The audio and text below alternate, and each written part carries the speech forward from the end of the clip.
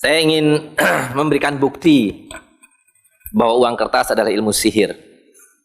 Bahwa hari ini kita hidup di bawah ilmu sihir, seperti halnya rakyat Fir'aun dulu hidup di bawah sihir para Fir'aun.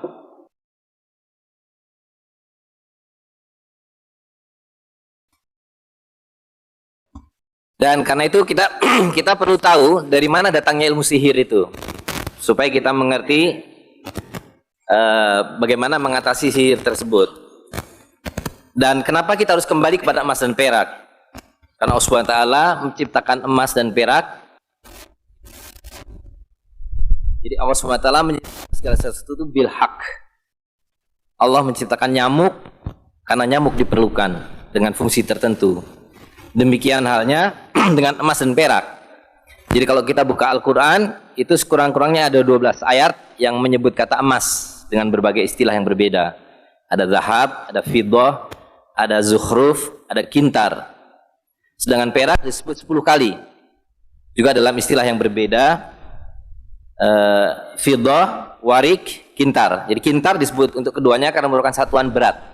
Kira-kira 50 kilo. Kita sekarang pakai untuk kintal. Nah, di dalam Al-Quran selalu kalau Allah Subhanahu wa taala merujuk kepada satu nilai yang nilainya besar, selalu disebut emas.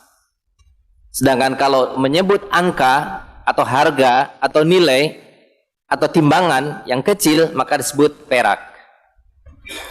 Jadi pertama Allah Subhanahu wa taala menciptakan emas dan perak adalah harta. Karena itu fitrah manusia adalah mencintai emas dan perak.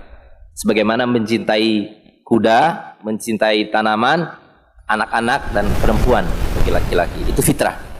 Jadi kalau ada laki-laki mencintai laki-laki, itu melawan fitrah.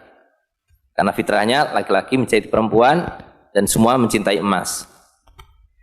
Dan yang ketiga, emas dan perak sebagai harta yang nilainya besar dan kecil adalah harta yang harus berputar. Allah SWT mengancam hukuman yang sangat berat bagi orang-orang yang menyimpan emas dan perak. Ya, dalam Al-Quran disebutkan walladzina yaknizuna dzahaba wal fiddah wa la yunfiquna fi sabilillah fabashirhum bi'adzabin alim. Beritahukan pada mereka yang menyimpan emas dan perak dan tidak membelanjakannya, azab yang besar. Itu ketika nanti di neraka semua dibakar, yuhma 'alaiha fi nari jahannam, dan seterusnya, emas dan perak itu akan disetrikakan, dipanaskan dan disetrikakan, jibahuhum wa junubuhum wa dhuhuruhum. Akan disetrikakan pada punggung mereka, lambung mereka dan muka mereka. Hadza makanastum li anfusikum. Ini adalah akibat dari kalian yang menyimpan emas dan tidak mengedarkannya. Nah, karena itu bagaimana emas dan perak harus diedarkan? Maka dia harus dibuat menjadi koin sebagai alat tukar. Tidak ada fungsi lain daripada emas dan perak kecuali sebagai alat tukar. Haram hukumnya menggunakan emas dan perak untuk apapun. Rasulullah SAW menyatakan orang-orang yang meminum dari cangkir yang terbuat dari emas itu akan seperti menuang api neraka ke dalam perutnya. Hanya dengan satu perkecualian, kaum perempuan. Kaum perempuan diizinkan menggunakan emas selain sebagai alat tukar, yaitu sebagai perhiasan. Kita kaum laki-laki haram hukumnya menggunakan emas sebagai perhiasan. Kenapa? Karena emas dan perak adalah alat tukar. Dia harus beredar. Ditransaksikan melalui perdagangan, melalui sedekah, melalui berbagai transaksi muamalah. Dan ketika manusia masih taat kepada Allah SWT, semua emas digunakan sebagai alat tukar, kecuali yang kemudian dengan membangkang dipakai buat sendok, buat piring, tapi itu dilarang. Pertanyaannya adalah, kalau dulu emas dan perak itu adanya di kantong-kantong masyarakat, di dompet kita. Sekarang kalau Anda buka, apa isi dompetnya? Ilmu sihir. Ilmu sihir. Karena itu kita sebenarnya kemana emas dan perak kita?